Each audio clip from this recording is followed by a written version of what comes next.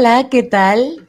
Bienvenidos a su programa Xochitláctol, Palabra Florida a través del canal Ellos y Nosotres. Gracias por sintonizarnos, ya estamos en un nuevo año. Mi nombre es Daliri y en el pilotaje de esta nave interespacial está Ro. Gracias, Ro, por hacer este programa posible y pues atravesando del 2024 al 2025, tenemos esta primera emisión con un invitadazo de lujo que, créanme, es parte de un movimiento muy fuerte que está impulsando la literatura en lenguas indígenas. Él es Kevin Hernán Sánchez, es escritor en lengua zoque, editor, investigador, y él es originario de San Miguel, Chimalapa. Entonces, para nosotras es un gusto porque sí, efectivamente ya en medios se ha dicho que hay una nueva literatura en lenguas indígenas que está ahorita creciendo en impulso, lo vimos en la FIL y hemos visto también que se han incrementado premios a los escritores y escritoras en lenguas. Entonces, Kevin, es un gusto y por favor platícanos un poco también de tu labor. Hola, ¿qué tal? Muchas gracias, Daliri, por la invitación. Gracias, Ro, por hacer posible este programa. Yo estoy muy contento el día de hoy, ¿no?, de poder acompañarles para poder compartir, pues, algunas reflexiones que han estado rondando en los últimos años en este quehacer literario, ¿no? Entonces, pues, feliz año nuevo a todos y a todas y a todos quienes nos escuchan. Esperemos que, pues, este año esté pues lleno de buenas y pues yo encantadísimo de estar aquí. Kevin, pues muchísimas gracias. De primera instancia, nos gustaría saber tú cómo llegaste a la escritura en tu propia lengua. ¿Qué te movió? Claro, creo que hay un hecho significativo para todas las personas que hemos nacido, crecido y vivido en un pueblo, en una comunidad, ¿no? Y ese hecho es que más que crecer con un panorama de escritura, nuestra primera memoria o nuestra primera creación está ligado también mucho a la oralidad, ¿no? Dado que pues somos hablantes de lenguas, y estas lenguas tienen pues un vínculo muy fuerte con esta cuestión de la oralidad. Quizá nuestra primera literatura sería del tipo oral, ¿no? En diversos espacios, ¿no? En el que justamente se activa esta performatividad de la oralidad, relación, pues todas las prácticas literarias.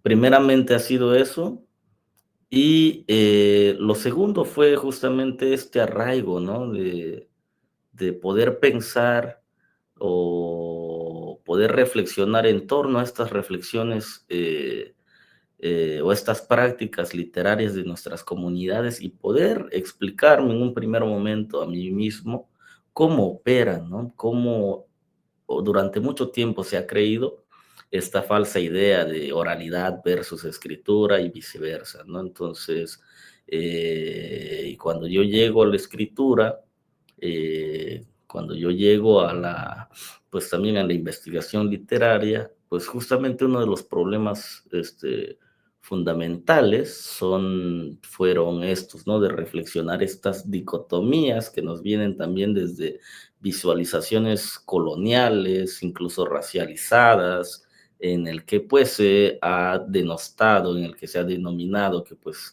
los pueblos indígenas están incapacitados para la producción estética, ¿no? Entonces, por ahí debería empezar quizá un poquito esta inquietud de hacer e investigar sobre pues estas manifestaciones literarias de los pueblos y comunidades indígenas, ¿no? Qué interesante, porque, ¿sabes algo? En los últimos años hemos visto que las expresiones literarias de la expresión en las lenguas, en los lenguajes, que son originarios de esta tierra, de este país, y que han sido por años desplazados. Sabemos también muy bien que en inicios del siglo pasado, desde Porfirio Díaz, y luego pasando por Vasconcelos y sus políticas educativas, prohibieron las lenguas, y realmente el Estado-Nación mexicano fue voraz con el habla y ahora con la escritura, y sin embargo, no sé, puede ser que en la última década se han multiplicado las manifestaciones literarias de los pueblos, han ido ganando terreno tanto en magnitud como en relevancia. Pero a mí me gustaría saber, Kevin, tú que has estudiado todo este fenómeno y que también te dedicas a esto, ¿es verdad esta percepción de que ha crecido la literatura indígena o qué ha sucedido? Evidentemente es innegable que hay una proliferación de manifestaciones literarias en las distintas lenguas que existen, ¿no? En este territorio. Está Cuchachirreza, no se me viene ahorita a la mente la revista también esta que se fundó ahí por los 30, 40, cuando escritores y escritoras de la lengua zapoteca empezaron pues a poder tratar de impulsar este tipo de literatura, ¿no? Luego ocurre algo muy importante en los ochentas, ¿no? En los ochentas también podemos, pues, tomar como antecedentes la proliferación de más escritores y escritoras en lenguas, ¿no?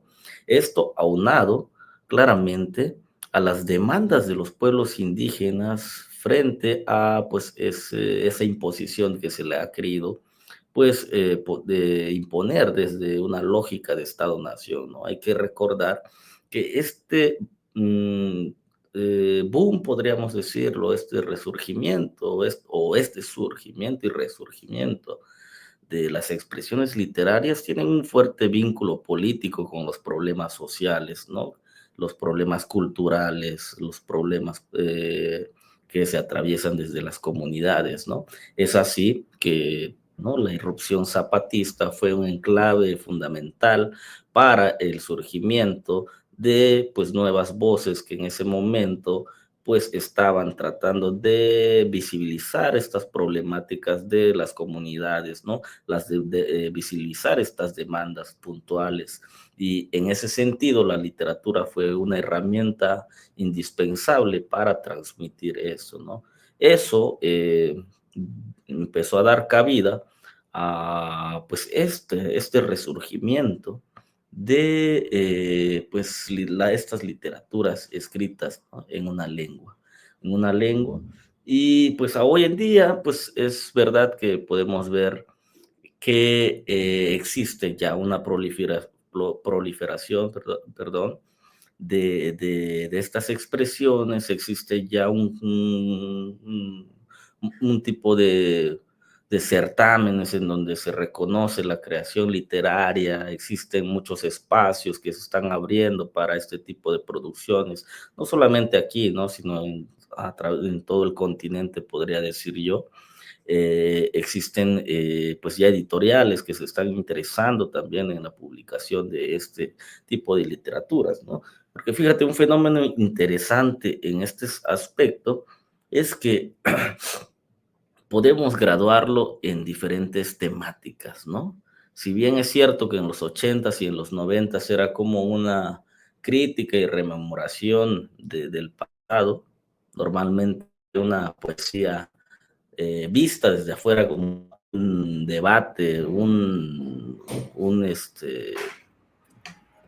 una pugna por no insertar justamente estas expresiones en un panorama nacional a comparación de esta literatura pues consolidado, ¿no? Desde pues muchos años, cientos de años atrás, pues siempre ha habido esta pugna en el que pues a las expresiones literarias de los pueblos indígenas se les reduce a esta categoría de lo etno, ¿no? Con esta categoría colonial, ¿no? Y yo creo que ahorita justamente esta nueva generación está reivindicando estas expresiones para poder ponerle en un plano más, no sé, culturalmente visto, no desde esa otredad exotizante, desde esa otredad petrificada sobre pueblos y comunidades y sobre todo desde las lenguas, ¿no? Y algo muy interesante que podría mencionar yo es una generación de personas jóvenes que pues, están escribiendo desde sus comunidades, en el que justamente tienen una visión de cómo están interactuando pues estas propuestas literarias con el diálogo contemporáneo, ¿no? Es decir, mucho de lo que se va a empezar a escribir, yo creo ahorita, y que se está empezando a escribir, es como ficción, ciencia ficción desde las lenguas, ¿no? Uno creería que pues nuestras lenguas no tienen cabida para ese tipo de producciones, ¿no? Porque siempre se ha venido desde una idea en el que las lenguas tienen que estar enclaustradas y petrificadas en el pasado, pero no pueden tener un diálogo continuo con el presente, ¿no? Y entonces esta nueva generación de escritores y escritoras en lenguas indígenas está haciendo una lectura muy interesante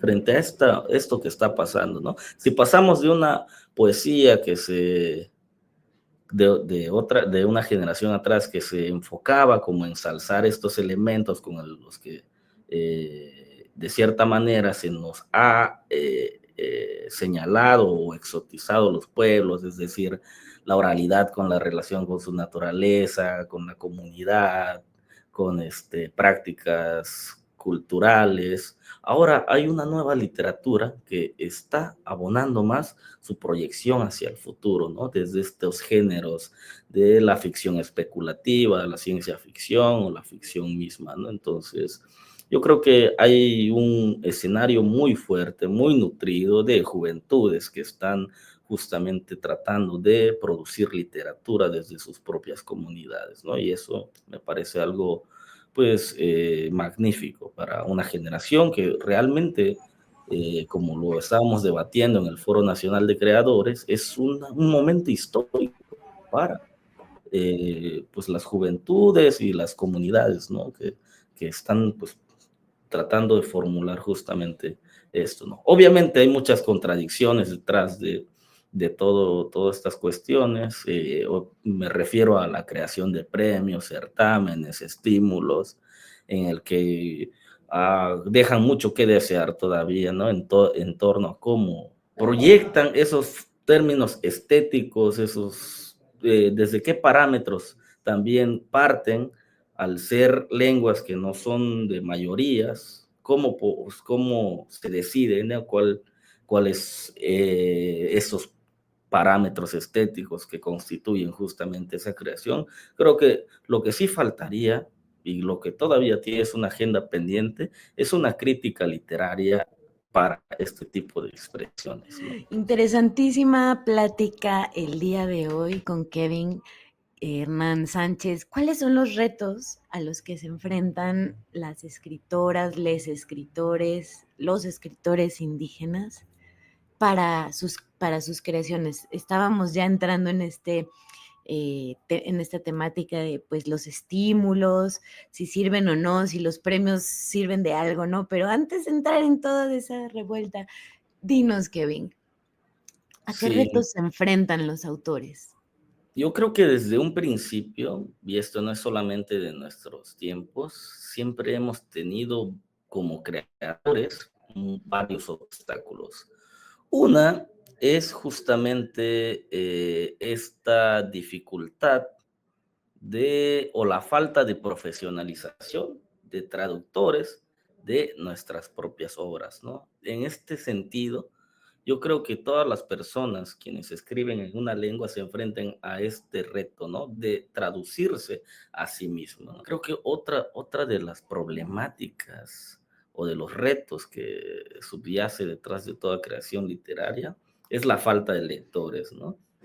Uno cuando se propone a escribir pues una obra en su lengua, se pregunta si realmente esa obra va a llegar al público a quienes están destinados.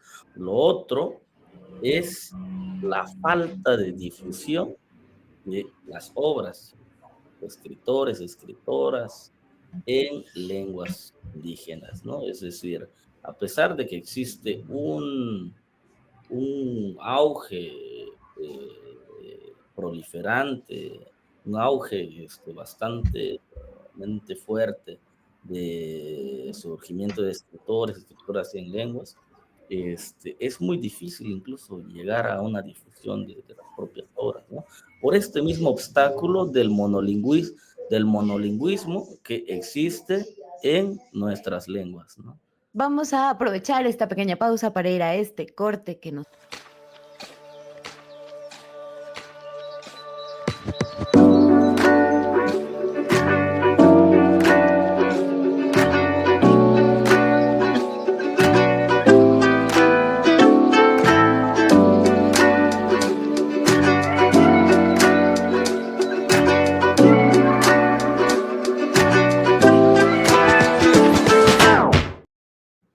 Aquí estamos de vuelta en este tema interesantísimo. En verdad, Kevin, muchísimas gracias por acompañarnos el día de hoy, porque ¿cuál es el panorama entonces ante todos estos retos que nos acabas de enunciar, Kevin, que no son de ahorita, sino que son desde siempre que han tenido las lenguas? Y supongo que también el reto es de darle sentido a la historia, a las lenguas, también en el territorio escrito. Entonces, ¿cuál es el panorama que tú vislumbras para la literatura en lenguas indígenas este 2025? Sí, creo que antes de entrar a este tema, me gustaría como terminar la idea anterior, justamente de cuáles son estas dificultades que se enfrentan las personas que escriben desde sus lenguas, ¿no? Porque tienen mucho que ver con este panorama de una proyección a futuro, ¿no? Entonces, decíamos que uno de los principales retos, obstáculos de las personas que escriben en una lengua no hegemónica, eh, es esta falta de difusión y promoción, ¿no? Y esto tiene que ver justamente con un problema, no sé si podríamos nombrarlo ético, político o económico, en el que hemos visto que justamente en el panorama nacional es muy difícil encontrar y leer a estos autores. Yo te podría dar una lista enorme de libros a los que he tratado de acceder, pero que pues es muy complicado poder encontrarles, ¿no? Entonces, esto también me lleva a reflexionar a esta idea de las editoriales y sus políticas, ¿no? Es decir, realmente hay un interés real, válgame la redundancia, de querer publicar a una obra en una lengua, o solamente hay un interés de cumplir con cuotas de inclusión o incluso de ser acreedor de una compra estatal de libros, ¿no? Beneficiándose de, pues, estos programas públicos, ¿no? Entonces, creo que esto como escritor y como editor, es algo que me ha llevado a reflexionar, ¿no? ¿Hay un interés real de publicar o solamente es lo que el mercado está exigiendo? Y si el mercado me exige, pues, incluir en este escenario, pues, pues los grupos minorizados, como se suele decir eufemísticamente, ¿qué subyace detrás de todo eso, ¿no? Esto no quiere decir que no haya propuestas autónomas, autogestivas de gente desde las comunidades que está pues proyectando su propia literatura, ¿no? Y yo creo que eso ha sido una de nuestras alternativas, ¿no? La alternativa de la autopublicación, ¿no? Porque muchas veces los intereses de estas lógicas del mercado no corresponden con pues los intereses literarios de las personas, de las comunidades, ¿no? Entonces, eso habría que empezar a reflexionar, ¿no? Habría que reflexionar, pues, esta cuestión importantísima, ¿no? Y creo que esto nos puede dar pie para abrir un debate real, qué es lo que está pasando en este contexto editorial, ¿no? Imagínate, si a nivel mundial cierta empresa transnacional del libro controla 5 de las editoriales más importantes en el que se publican una infinidad de libros y deciden qué publicar, que también es un tema interesantísimo que hay que reflexionar. Oye, pues qué interesante y sí es definitivamente un reto.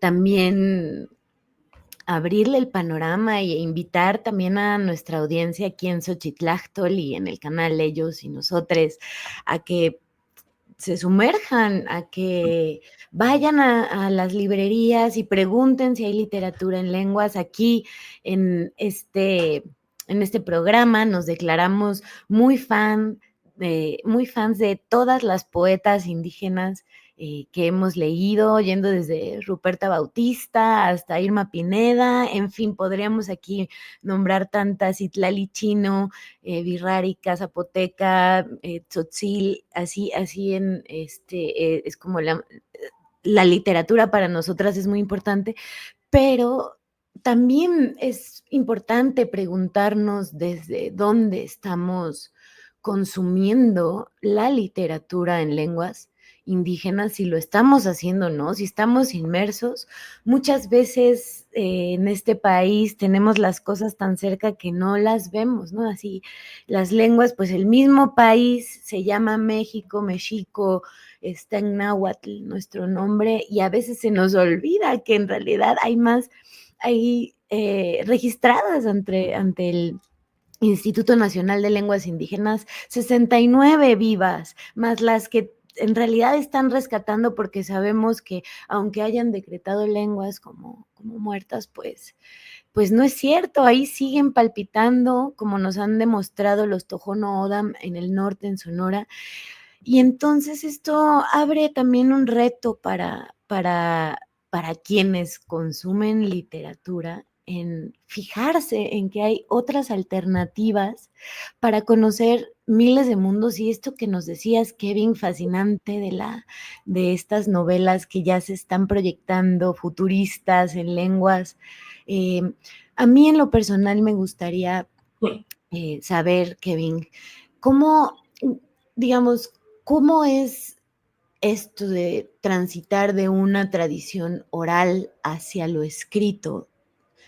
Y para redondear esta idea del oral y lo escrito, cómo lo escrito resignifica y valoriza o no, no lo sabemos, las lenguas indígenas. Claro, yo creo que estamos en un momento en el que la escritura es una herramienta esencial para la fijación, para la duración, para la proyección de nuestras lenguas en un futuro, ¿no? Sí, es cierto, hay veces se ha tenido, o muchas de las veces más bien se ha tenido una idea muy errónea de esto que constituye la oralidad, arrinconándola, encasillándola solamente a los pueblos indígenas, desde esta idea de naturaleza, ruralidad, cosmovisión, ceremonias. La oralidad es un hecho que está cotidianamente entre nosotros, nosotras, nosotras y en todas las sociedades, ¿no? Entonces, habría que empezar a pensar ahí estas categorías también que se nos han venido a imponer desde otras visiones, ¿no?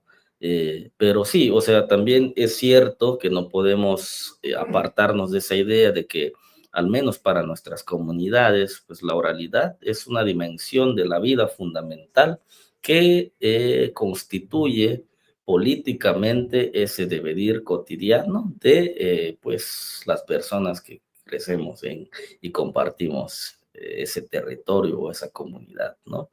Y mucho de esta visión que se tiene de la comunidad permanece justamente en esta memoria histórica, esta memoria política que subyace desde la oralidad, ¿no? Y son usualmente las personas mayores quienes ostentan, ¿no? Toda esta sabiduría, este conocimiento que parte desde ahí, ¿no? Desde su forma particular de transmitir esa cuestión, ¿no? ¿Y qué hacemos con la escritura entonces? La escritura es una herramienta para justamente fijar toda esta visión que se tiene en las comunidades y también sirve para resignificar nuestras realidades, ¿no? Poder explicar nuestras realidades desde un diálogo contemporáneo con cualquier sociedad, ¿no? Entonces, no hay que sustraernos o más bien deberíamos dejar de lado esta idea de que hay una oralidad que se contrapone a la idea de escritura, ¿no? Como occidente y no occidente, ¿no? Que nos vienen justamente estas visiones dicotómicas de cómo pensar a las sociedades, ¿no? Entonces, la escritura en este sentido ha sido también una vía, un vehículo que pueblos y comunidades hemos pues resignificado para reescribir también, ¿no? Nuestro futuro y nuestro pasado. Y así como te comentaba sobre esta ola de literatura que empieza a proliferar para proyectar hacia el futuro, pues la escritura ha sido un clave fundamental, ¿no? También es cierto que hay muchos obstáculos hoy en día entre lenguas y escrituras. Una de ellas es que muchas de estas lenguas, están faltos justamente de, pues, un sistema legitimado por las propias comunidades para escribir la lengua, ¿no? Es decir, que casi, pues no hay un consenso de cómo escribir la lengua, que este es otro tema muy aparte, ¿no? Cuando uno se dice escribo en mi lengua, empieza a escribir, escribo, pero ¿para quién? O sea, para ciertas personas que usan un fonema distinto para significar algún sonido de la lengua, para pues otras cuestiones. Y también por ahí es un hecho que deberíamos empezar como a, pues a pensar desde nuestras propias comunidades. Es cierto, ¿no? Que lenguas que han tenido una mayor visibilización, como el náhuatl, el zapoteco, el mije, el mixteco, pues son contemporánea de pues escrituras, pero, o sea, a su contraparte de otras lenguas que están justamente pues resignificándose y que todavía no se ha hecho un trabajo de base comunitaria para ponernos de acuerdo cómo vamos a escribir nuestra lengua. Ese es un reto fundamental también a los que se enfrentan las creaciones en lenguas indígenas, ¿no? Entonces, pues hay mucho que reflexionar realmente en todo este acto, ¿no? Lo otro es que también las literaturas en lenguas indígenas se piensan como literaturas pedagógicas. Se piensan como literaturas pedagógicas y eso hace que se excluya sus valores estéticos como una creación literaria, lo mismo que en francés, lo mismo que en castellano, lo mismo que en otras lenguas hegemónicas, y nos reduzcan solamente como a esta idea del pasado pedagógica para pues enseñar y escribir la lengua, ¿no? Entonces, esa es una de las ideas que se tiene de estas producciones. La otra idea parte de una visión colonialista, incluso paternalista, en el que se ven a las lenguas y a las comunidades desde una perspectiva infantil, ¿no? Es decir, cuando nos dicen, es que las literaturas en lenguas prolifera mucha producción para niños, ¿no? Es decir, usualmente se escriben libros para niños, ¿no? Usualmente, pues las lenguas se destinan para eso y yo creo que en el fondo de esto subyace una idea muy paternalista en el que los pueblos todavía están incapaces, bueno, desde esas visiones, no pueden desenclaustrarse de en este encierro en que se las pone desde estas visiones, ¿no? Entonces, con ello no quiero decir que, pues, no hay que escribir literatura, ¿no? Para cierto público infantil. Yo, de hecho, me dedico a eso más en su mayoría, pero sí, hay una idea que subyace, que las literaturas son infantilistas desde las propias lenguas, ¿no? Y que no tienen ese espacio para dialogar con otras expresiones literarias de otras geografías y desde otras lenguas que no son propiamente, pues, provenientes de pueblos con una tradición histórica de larga duración, ¿no? Entonces, no sé si expliqué mi idea por ahí, pero pues igual sí. Súper, sí, es que realmente hay muchos retos, híjole, y también sobre estas cuestiones tanto de traducción como de convenciones, de cómo se escribe la lengua. Recordemos que casi siempre la parte religiosa es la que ha llegado a imponer ciertos sistemas de alfabetos para poder escribirlas, pero lo importante, como nos decía Kevin, es cómo los pueblos, las comunidades llegan a un consenso de cómo quieren escribir su lengua, si con W o con H. Y creo que todos tienen esta libre determinación de su propia lengua al ser hablantes y tener milenios sosteniendo esta sabiduría ancestralísima a través de la oralidad. Kevin, nada más para redondear, y claro que podríamos hacer muchos programas más, Ochitlachtol, serás bienvenido aquí siempre, gracias. Pero para redondear e ir cerrando, Kevin, para ti, ¿qué esperanza te da el ser escritor, editor en lengua zoque, en tanto la defensa de su cosmoexistencia como pueblo zoque? Y pues también escribes literatura infantil para las futuras generaciones. ¿Qué esperanza te da? Yo creo que el hecho de darse a la labor literaria surge también desde un posicionamiento político, ¿no? Desde estas realidades atravesadas en nuestras comunidades, ¿no? De estos influjos coloniales que aunque no sean visibles, sí lo siente atravesados desde sus propias experiencias, ¿no? Más que esperanza, esto de dedicarme a producir literatura y a difundir literatura en lenguas, pues es una labor necesaria que más que un ego lo sentí como una necesidad, ¿no? De poder justamente reivindicar toda esta memoria, todo este influjo histórico de nuestras comunidades, pero también como una herramienta para alzar la voz respecto a las diversas problemáticas que existen en nuestras comunidades, ¿no? Entonces, el hecho de escribir incluso literatura para las infancias me da cierta visión de que, pues así como se ha dicho, de que los pueblos indígenas durante mucho tiempo iban a desaparecer, es como alzar la voz y decir, estamos aquí, ¿no? Todavía resistiendo frente a estas políticas de genocidio, de exterminio contra los pueblos indígenas, en el que se nos, pues, arrebata nuestras tierras, se nos discrimina por defenderlas, se nos estigmatiza por venir de una comunidad, en estas sociedades altamente clasistas, racistas en las que vivimos también, no hay que no mencionarlo.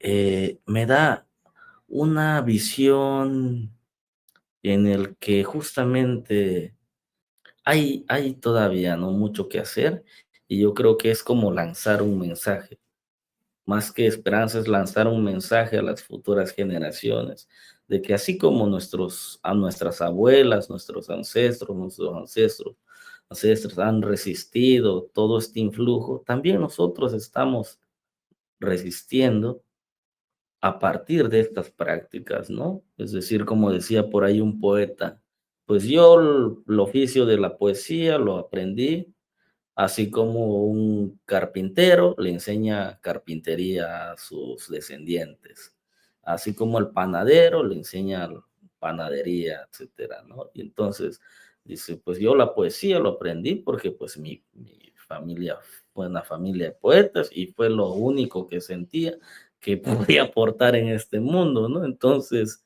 si me preguntaran a mí, quizá lo que podría aportar, pues es como esta labor, ¿no? Pues sí, es un mensaje a las futuras, una invitación también a las personas contemporáneas mías a mi comunidad y a otras comunidades pues, a repensar sus realidades, ¿no? Desde esta experiencia, desde esta parte de la creación y de la difusión de estas pues literaturas, ¿no? Y aquí nada más quisiera hacer una pausa comercial. Igual si les interesa, pues encontrar un poco de mi trabajo, lo pueden hacer a través de las redes, ¿no? Perfecto. Entonces aparezco ahí en Instagram y en Facebook como así, Kevin Hernán, sin el Sánchez, y así me pueden encontrar y por ahí Aquí podemos. lo vamos a ir poniendo en la producción de Xochitláctol para que vayan apareciendo estas redes sociales de Kevin Hernán para que lo sigan y pues muchísimas, muchísimas gracias. También, bueno, igual si ya vamos a cerrar, una recomendación o recomendaciones de editoriales que Ah, eh, sí, justo, de en escritores, lenguas y en de lenguas. escritores. Una de las editoriales que me gusta por todo este trabajo pionero que se ha hecho es la de Pluralia Ediciones, que tienen libros muy, muy interesantísimos. Normalmente se enfocan más a poesía, pero pues ahí se puede encontrar un amplio repertorio, panorama, ¿no? Está este colectivo de editores que hacen libros artesanales increíblemente bellos que se llaman el colectivo Taller de Leñateros, ¿no? En el que uno, además de encontrar mucha propuesta de tradición oral, encuentra como libros con una pues belleza increíble. Aparte tienen un tema ahí de ecológico en el que son libros que es de papel reciclado, que salen unas bellezas, así como tipo libro pop-up, y que pues es importantísimo también conocer ese trabajo, aparte porque son pioneros y las pioneras realmente de empezar a publicar en libros en lenguas originarias, ¿no? Por ahora se me ocurre solo esto y quizá también pueda recomendar así autores, autoras, ¿no? Como la misma Ruperta que acaba de ganar el premio Phil de literatura en lenguas. Está Así es. un autor que justamente estoy conociendo también que se llama Delmar Penca, que es un ensayista, escritor increíble, podrían acercarse a él, a Miquel Ruiz. Kevin, pues qué buen panorama para las futuras generaciones. Muchísimas, muchísimas gracias por compartirnos hoy en Xochitláctol y pues ahora sí, se nos acabó el tiempo. Muchísimas, muchísimas gracias. Nos escuchamos pronto.